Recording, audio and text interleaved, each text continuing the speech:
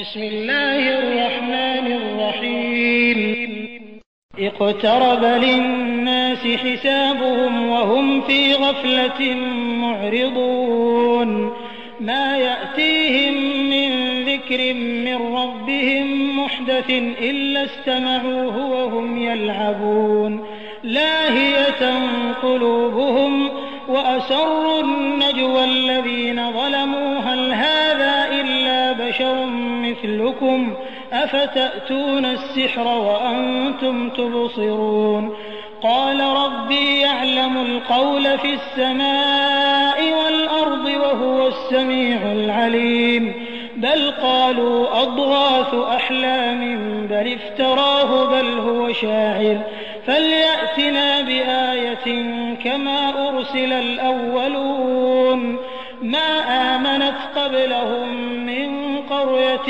أهلكناها أفهم يؤمنون وما أرسلنا قبلك إلا رجالا نوحي إليهم فاسألوا أهل الذكر إن كنتم لا تعلمون وما جعلناهم جسدا لا يأكلون الطعام وما كانوا خالدين ثم صدقناهم الوعد فأنجيناهم ومن نشاء وأهلكنا المسرفين لقد أنزلنا إليكم كتابا فيه ذكركم أفلا تعقلون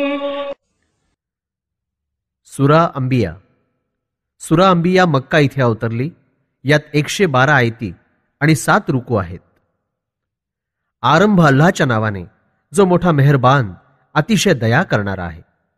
मानवांच्या हिशोबाची वेळ जवळ येऊन पोहोचली आहे, मात्र गाफील लोक याकडे दुर्लक्ष करीत आहेत. जेव्हा देखील एखादा नवीन बोधग्रंथ त्यांच्या पालनकर्त्यातर्फे आला तेव्हा बेपर्वाईनं ऐकून त्यांनी टाळलं आणि खेळ तमाशात ते मग्न झाले. त्यांची मनं या गोष्टीकडे लागलेली नाहीत. उलट याच्या विरोधात षडयंत्र करण्यासाठी गुप्त बैठकांमध्ये हे जुलमी लोक असंही बोलत आहेत की हा तर तुमच्यासारखाच एक मनुष्य मात्र आहे, तर काय जाणून बुजून हे कळत असतानाही जादूला बळी पडाल.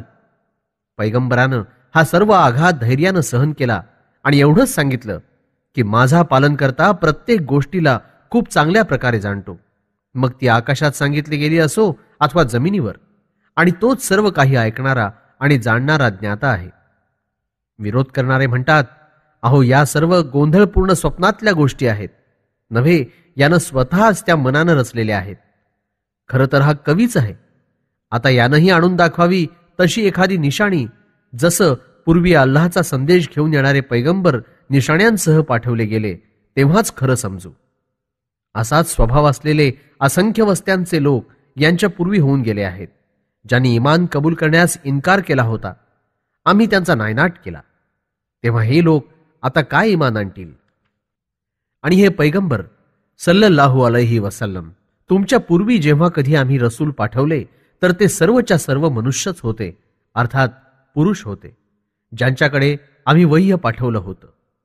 लोक हो, तुम्ही हे जाणत नसाल तर बोध प्राप्त झालेल्यांना म्हणजे त्या लोकांना विचारा ज्यांना पैगंबरांचे अहवाल माहीत असतील.